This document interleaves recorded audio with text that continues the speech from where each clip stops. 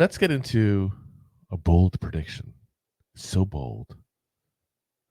And it's so bold it could be a sauce at Taco Bell. That's how bold it is. It's really not that bold at all, to be honest.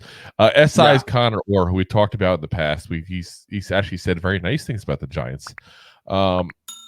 He made a list of bold predictions for this upcoming NFL season.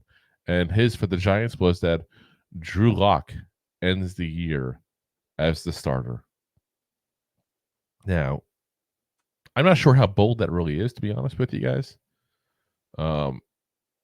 Here's what he wrote up and said. He said, Drew Lock, many times I have felt something with the utmost certainty. See last year's prediction about the Cardinals stumbling into the number 1 pick, only to have that prediction not come anywhere close to being true. However, this season seems set up for Lock to take the job from Daniel Jones at some point, should Jones struggle.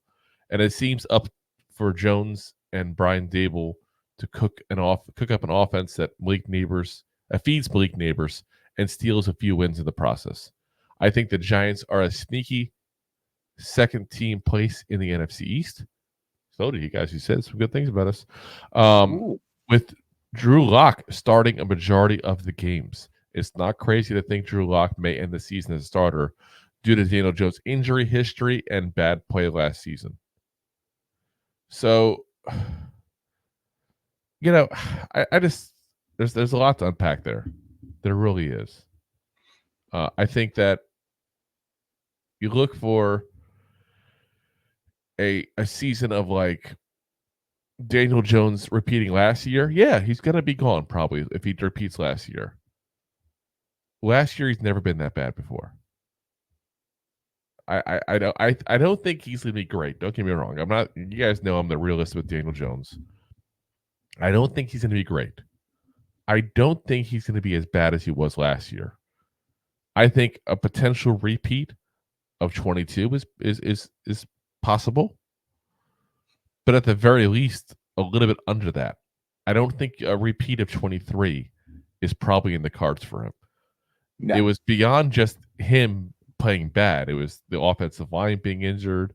He didn't have the top weapon because Darren Waller wasn't what people kind of thought he was going to be. Now he's got better weapons. He's got an improved offensive line. And I'm not even saying that because of the signings. And people get scared. People say that it's Bobby Johnson's gone. That right there. Yeah. That right there makes a huge increase for him. So you get a top flight receiver potentially if he is what we think he is. You get an improved offensive line. He should be much better than he was last year. Even if he's the same player, he should play better because of what's around him.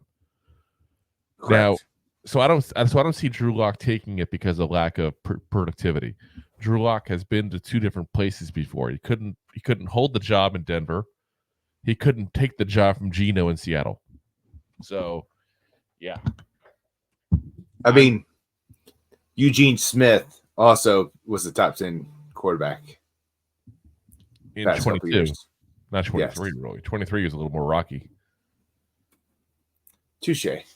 But not great. No, not horrible. Daniel Jones was definitely much worse. But I'm just saying, that's not saying much, so. I just feel like it's unlikely he's as bad as he was last year. And that's how bad he had to be to lose his job because of performance.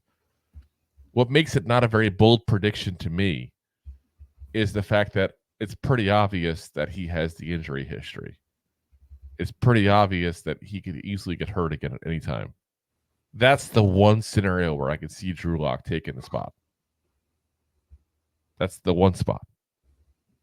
So, maybe I'm crazy for that. I mean, he had the one healthy season this entire career, though.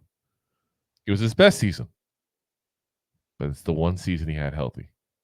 I just don't see him as being a guy that I can count on to stay healthy throughout the year. So. Yeah, it's kind of hard. Yeah, it really is. Especially that neck. God forbid, one more neck injury, he's done. He's probably done playing. That's where he's at. Like, we can't sit there and sugarcoat that and say otherwise. That's where he is at. So, thanks for listening to Two Giant Goofballs, a New York Giants podcast. We appreciate your support. Thanks so much.